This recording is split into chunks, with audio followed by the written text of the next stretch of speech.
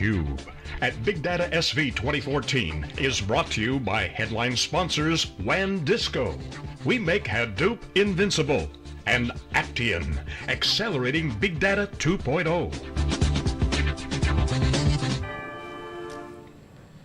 Okay, we're back here live in Silicon Valley. This is BigDataSV. This is where all the action is happening. Go to the hashtag BigDataSV. Go to crowdchat.net, the new application, large-scale group conversations directly pumped into the cube here. Crowdchat.net/BigDataSV. That's the event. We're covering all the big data innovation here in Silicon Valley and the Strata conference happening right across the street. All the news, a lot of action, a lot of entrepreneurs, a lot of VCs, a lot of CEOs, a lot of researchers, a lot of great stuff happening. The commercialization of big data is happening now.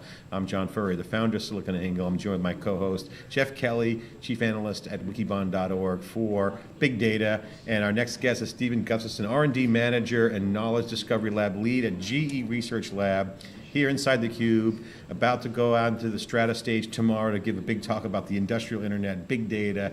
A lot of action around data, and Stephen, you're at the center of it for GE, which is a small player in the big data space, or a big data in the small data space. You guys are really doing some amazing work with industrial internet, industrial clouds. Welcome to theCUBE. Thank you. Thanks for having me. Big company doing a lot of small data. I mentioned kind of a little pun there and a little joke. In reality, GE is about all kinds of data, and sometimes little data, but in massive amounts of it. So talk a little bit about your research, okay, and then we'll share with the folks some of the things you're working on and about to talk to tomorrow. Okay, sure. So I lead a research team in New York, and we're focused on looking at research that enables the company to extract insights from data, and to do that faster and with more accuracy. And so in some ways, we like to think that we're doing research to help data scientists, as well as the production type of analytics that run at M&D centers and things. So I talk about the GE. Let's get just the GE stuff out of the way. Folks not following at home, and folks that do know us know that we've been all over the industrial cloud, industrial internet you guys are part of. Co-hosted with your CEO at a panel, Mind and Machines in Chicago, amazing event with amazing partners, and then here with the developers in San Francisco. Share with them the vision of the GE industrial internet and why it's so important to GE and also to the market. Sure. So it's actually, it's a very amazing story. So if we think about what the consumer internet did for the world starting about 10 years ago, you have things now like Amazon putting out, bookstores out of business, and Netflix doing amazing things with streaming, and the list goes on and on. And so what we started to look at about 4 years ago is how do we take those amazing technologies and successes and transformative things from the consumer space and bring it into the industrial space? And GE has always been doing a lot of very advanced services like remote monitoring diagnostics on this very complex equipment. And as we were watching the consumer internet and things like the Internet of Things trend, having everything being connected, it became very apparent that the future in all those advanced services that we do would be in what we call the industrial internet, bringing together all the devices, connecting people into that loop, and looking at advanced technologies for managing data, more predictive analytics, and really what's a kind of a cool thing that's focused here in the Bay Area is the new way of doing software. And so, for me, working at the research center, it's been very exciting because, GE doesn't do things small. So, the joke you had before, we used to be called the most well-funded startup in the Valley. And so it's been very beneficial to me because they bring in great leaders like Bill Rue, who's leading the center out here, and a whole staff of people from across the company and from other companies to help bring the industrial internet to life for our customers. Well, this is potentially a really transformational moment for GE because it seems to me that the future for GE is you're going to be competing less on the machines you're creating and more on how you manage and analyze the data coming off those machines. That's going to be, it looks to me as much of a differentiator and as much of a competitive advantage for GE as the actual equipment itself. We were having some conversations last night with some folks who were, one gentleman was on a board of a company and they were looking to buy a jet engine, and they actually made the decision not based on how good the jet engine was or the cost, but the fact that GE can actually analyze all that data. Yeah. So talk about this transformation. I mean, it's a long process, of course, but how do you see this really changing the way GE operates and their whole business? Oh, for sure. I mean, the aviation is a fantastic business, and they've done extremely well. I was just reading online an article, or it was actually an Economist, I believe, that they have something like 70% of the engine market share right now in commercial. And they've always been a great user of data and analytics, but it's really changed recently where an aircraft takes off, and they would collect a few data points from when it was taking off, when it's cruising, when it's landing, and they'd use that to build prognostic algorithms and help future flights look for things that might need some maintenance or things. And what they have done now in this sort of new era of the industrial internet is now they're collecting all the data that they can and figuring out the ways to use that best for the customers. And I think it really is transformative.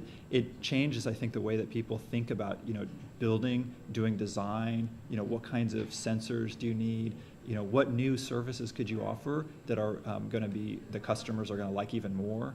And so, they already have like fantastic hardware, and they've kind of shown that the last couple years, especially with all the new orders that we've been seeing. And now, taking this huge step into even more deeper data collection and analysis, I think the customers want that, and they're stepping up to it. So it's pretty exciting. Right, and this spans all the different lines of business. It's aviation, but it's also healthcare. It's transportation. It's energy. And really, you mentioned some of the new ways you can use this data. Some of the ways you haven't even thought about yet. So the idea is you collect all this data, and at some point you're gonna bring in smart people who are gonna figure out new ways to really use this data to the customer's advantage. So tell us a little bit about the research you're doing specifically. What are some of the exciting things you're working on, and let's get into that. Sure. So I have a great team, researchers, and then also have lots of colleagues at the center and out here in the Bay Area too. And so the particular area that we focus, my team focuses in, is in what we call big data systems research. So very applicable for Strata, and then also knowledge representation research. And the latter is really about helping GE capture its domain knowledge using contemporary knowledge representations, things like the semantic web, if you've heard of that, or linked data. And so we've been doing some really interesting projects around making it easier for people to analyze data, to query data, and to build analytics faster. And so that's a very, I think, important work for especially a company that does build very complicated things, is to look at the medium to gather and host all that knowledge and make it digital and executable. The other part around big data systems research, that is also, I mean, this is a fantastic time to be being a research scientist in this space. If we go over to the exhibit, the hall over in Strata, and we look at all these technologies, all those companies are making these really cool things, and they're all, kind of focused at multiple areas, some for finance, also for e-commerce and things. And when we take one of those technologies and want to bring it into the industrial space, there's, maybe it's a security thing that we have to add to it. Maybe it's a horizontal scalability because, we're working with massive amounts of time series, which would really dwarf a lot of the transactional, like e-commerce type of data. And so we do research to figure out how to make those things scale. And so, for example, tomorrow I'm going to talk a little bit about how we looked at taking time series data and building a horizontal scalability on top of Hadoop, and now that turned into a product that's being sold by our GE Intelligent Platforms business called Prophecy HD. So that's a very exciting. It's a really nice example of going from research to product. Yeah, absolutely. Stephen, talk about what you're going to talk about Strata on one stage, and connect that from the research side, because it's exciting. You essentially applied research in a way because you're bringing stuff to market fast. Talk about what you're going to talk about tomorrow, and then talk about what's going on at GE on the research side and some of the trends around how fast it's changing. Meaning, in the old days it was, hey, see you later, research, they're having long lunches, who knows what they're working on. Years later, the output of some products. You guys are on a different timetable. I want to kind of touch on that. Well, one of the very cool things about what they're doing here in the Bay Area is bringing the concept of platform to the company, and that's very important for research because typically, industrial research centers work with the industrial partners, their businesses, let's call them, and help develop new technologies for customers. But that technology, that research still needs to be brought to market somehow. And so it can always be, for every corporate R&D center, which there are a few left out there today, but it's always difficult to make that translation to the product. So by bringing in platform, the team out here is really helping the company build software, build more complex software, and do it faster. But from research, it's very exciting because that means that we can develop research directly on the platform and have a faster and more seamless transition to customers. What's the coolest thing you're working on right now? Well, there's, one of the things about GE is that we work with the healthcare business, we work with aviation, transportation, and so there's a lot of different segments that we work in.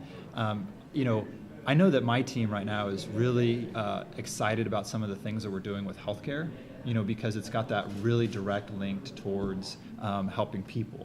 And, we work on cool things like aviation. That's, got a great thing around transportation, doing it safely. Healthcare right now is a big deal with all kinds of new things you can do. Exploration is huge too. If you think about, from an energy standpoint. Yes, right? Absolutely. There's some work that has been going on in the center, which I've always been very fond about, which is looking at, taking wind turbines, optimizing them, helping customers get more value out of those turbines. And that's a great example of using advanced data analytics. Yeah, Jeff Emmel was saying when we were doing a panel in Chicago, he's like, a small percentage, 1% change. Mm-hmm. In innovation, is billions. Absolutely. Saved, billions. Like not even like just that's not a stretch. That's like billions. Yeah. And United Airlines was up on the panel, and literally he shared a story with me in the green room. He's like, look at I'll be straight with you. Safety's cool and everything. We love that, but gas prices alone are huge. So for them, the little things like gas prices, transportation costs to get there. The data involved in the streamlining of the processes, process improvement, has been fantastic. Yes, that one of the things I'll mention tomorrow in the talk is that a lot of people think this kind of era of improving productivity has been sort of over. And GE pioneered some of the things with like Lean Six Sigma and process improvement, but really with having more data around manufacturing processes, any kind of process, it's really transforming the way that the transparency that you have. And then when you start running analytics on it, you have a real-time look at the manufacturing process and in real time look at how you can make adjustments, how you could get more better yield, more throughput, and that's really exciting. I love the ability to collect this data and get that insight and this constant feedback. I love that whole. It's been overplayed. Drucker, process management, all that stuff. It's been, it's maxed out. But when you look at the new data, and this is what Jeff and I talk about on theCUBE all the time, is that. And what we get excited about, like you, is it's radically changing the value chains because the activities are also being disrupted. So every activity in the value chain is now radically disrupted. Yeah. So again, it's like, okay, it's just evolution. I guess we're going to call it instrumented data, tie it into the users now. So it's like, it's just so exciting. I think that's why I always laugh. It's like, oh yeah, we're pretty much maxed out. Well, the opportunities are massive. Supply chain is maybe a good one to finish on this topic because that's something where it's extremely critical to a company like GE to have good, solid supply chains. And we make things that are made out of very complicated materials, work with suppliers that make very high precision components. And so having good supply chain is very, very important. And in the past, it's been hard to see, with great transparency and real-time data, how this supply chain is performing. And so now with advanced data and software and analytics, the insight into that is going to really change things. Mm-hmm. And I think it's good for everybody. The stuff that Walmart used to do, and they still do, I think, for giving analytics back to their suppliers. I think that's going to, see similar stories or similar kinds of things in our industry. Yeah, so we've talked a little bit about how the industrial internet is going to transform GE, and we talked about some of the use cases. How is it going to transform your customers and the way they operate in terms of maybe using this data for new types of services, new lines of business that they hadn't even thought of? And you mentioned just now a good example, Walmart, who shares this data with their suppliers. And there's so many different ways you can use this data. How do you see this kind of changing your customer's business? And is there a shift in mindset that's going to have to happen with your customers Do they understand the possibilities here? Is there a kind of an education that has to happen from GE's perspective? Yeah, as a researcher, I always get worried about talking about the GE's customers too much. But I think it's one of the things that we talk about is giving customers zero unplanned downtime, and basically means if we're supplying gas turbines for a power plant, we want to minimize at all cost that those turbines or whatever asset equipment it is, whatever assets that they are, that they don't shut down when they don't expect it. And so that's zero unplanned downtime. And I think if we deliver on what we want to do, it will give the customers the trust that the plant will be running all the time, and that they can be very methodical and have a lot of lead time to when they need to do maintenance and things. And so I think that would change. And I imagine that how the partnership between our company and customers would also change into be more, I think it's already probably very symbiotic, but even more kind of mutual beneficial things. The things that people talk around like consumption economics. I think that's I think data and advanced analytics brings consumption economics into new industries, and that's probably going to happen. So talk a little bit about the challenges that you're facing. What are the biggest challenges in terms of working with industrial data? We did some research, David Floor and I, along with GE, around what some of the requirements for the platform, and there were security concerns, of course, and there's challenges with scale, as we've talked about. What are some of the biggest challenges from your perspective and some of the research that you're doing in terms of really getting this into the hands of end users and companies that want to use it to take advantage of and improve their business? Yeah. So I look at this very with a focus on the analytic building component. So previously I was doing a lot of machine learning work, and one of the big challenges, especially in our industry, is that the data isn't really simple, right? It's not web pages, right. It's not somebody purchasing something on a website. It's data from a pressure sensor, inside an aircraft engine.